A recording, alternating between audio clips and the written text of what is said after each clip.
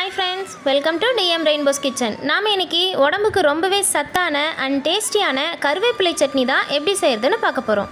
கருவேப்பிலையில் நிறைய சத்துக்கள் இருக்குது. குழந்தைங்கள்லேருந்து பெரியவங்க வரைக்கும் எல்லாருக்குமே வாரத்தில் ஒரு முறையாவது இந்த சட்னியை கண்டிப்பாக செஞ்சு கொடுங்க.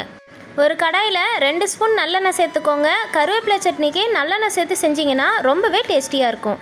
எண்ணெய் நல்லா சூடானதுக்கப்புறம் 1 ஸ்பூன் கடலைப்பருப்பு, 1 ஸ்பூன் மல்லி விதை, 10 பல் பூண்டை தோல் உரிச்சிட்டு சேர்த்துக்கோங்க. இது கூடவே 1 ஸ்பூன் சீரகம் சேர்த்துக்கோங்க. பூண்டு கருவேப்பிலை சட்னிக்கு நல்ல ஒரு ஃப்ளேவர் தரும், அதனால் கண்டிப்பாக சேர்த்துக்கோங்க. அடுப்பு லோ ஃப்ளேமில் வச்சுட்டு நம்ம சேர்த்துருந்த பொருட்கள் எல்லாமே நல்லா வாசனை வர அளவுக்கு 2 நிமிஷம் வறுத்தெடுத்துக்கோங்க.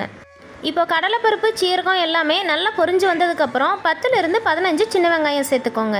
சின்ன வெங்காயத்துக்கு பதிலாக நீங்கள் பெரிய வெங்காயம் கூட சேர்த்துக்கலாம். இது கூடவே ஒரு சின்ன நெல்லிக்காய் அளவு புளி சேர்த்துக்கோங்க.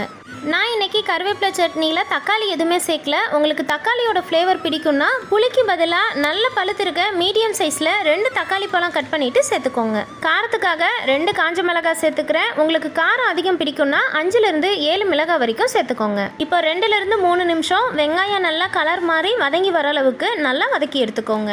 இப்போ இது கூடவே ஒரு கைப்பிடி அளவு கருவேப்பிலை சேர்த்துக்கோங்க. இப்போ 2லிருந்து 3 நிமிஷம் இது போல் மீடியம் ஃப்ளேமில் நல்லா கலந்து விட்டுட்டே இருங்க. நீங்கள் விருப்பப்பட்டால் இது கூடவே 1/2 கப் அளவு கொத்தமல்லி இலைகள் கூட சேர்த்துக்கலாம். ரொம்பவே டேஸ்டியாக இருக்கும்.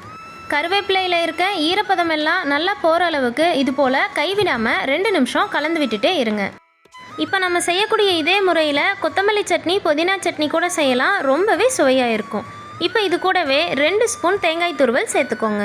ஃப்ளேவருக்காக 1/4 ஸ்பூன் மட்டும் பெருங்காயத்தூள் சேர்த்துக்கோங்க. இது ஆப்ஷனல் தான், உங்களுக்கு வேண்டான்னா நீங்கள் ஸ்கிப் பண்ணிக்கலாம்.